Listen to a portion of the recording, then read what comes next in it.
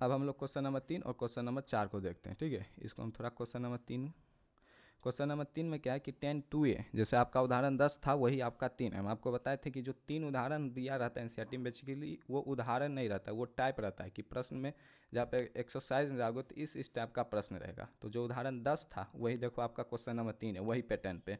यहाँ पर 10(2)a बराबर cot a माइनस 18 डिग्री दिया हुआ है, जहाँ 2a एक न्यून कोण है तो a का मान निकालना है। तो जैसे हम उदाहरण में किए थे सेम यहाँ पर भी वैसे ही करेंगे।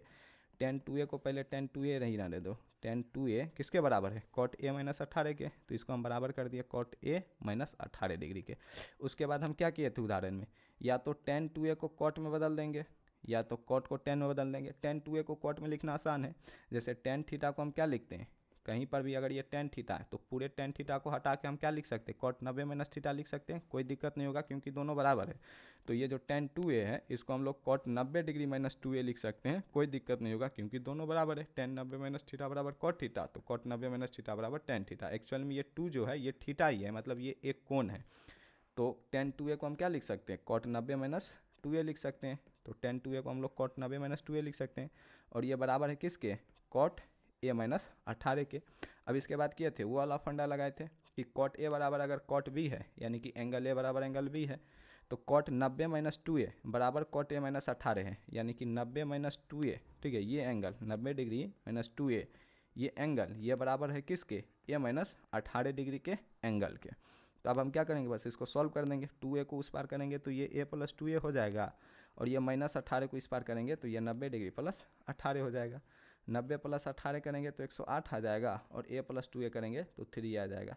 ठीक है, 3 को इस पार करेंगे तो 108 बटा में 3 बराबर में a, 3 से काटो तो 3 3 9, 3 6 18, यानी कि a बराबर आपका 36 डिग्री आंसर आ जाएगा। ठीक है, तो क्वेश्चन नंबर 3 का आंसर क्या होगा, 36 डिग्री। किए कैसे, सिंपल था, एक बार फिर से समझ लो।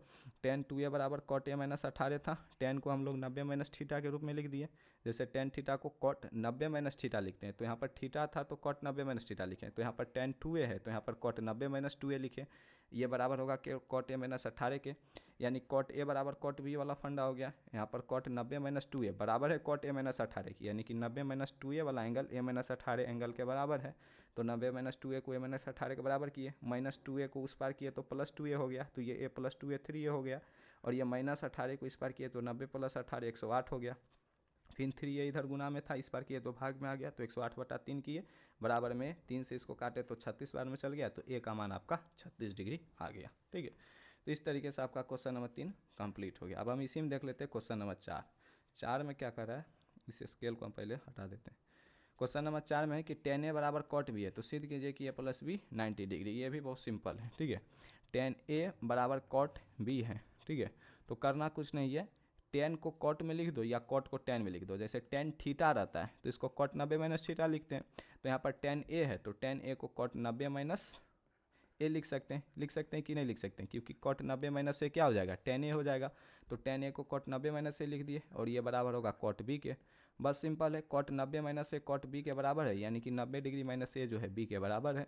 माइनस ए को उस पार करेंगे तो प्लस ए हो जाएगा। ठीक है, तो ये b प्लस ए हो जाएगा, यानी कि a प्लस b किसके बराबर हो गया, 90 डिग्री के बराबर आ गया। यही हो गया आपका प्रूव्ड। ठीक है, तो 4 नंबर कुछ नहीं था, ईजी था। क्वेश्चन नंबर 3 और 4 भी आपका कंप्लीट हो गया।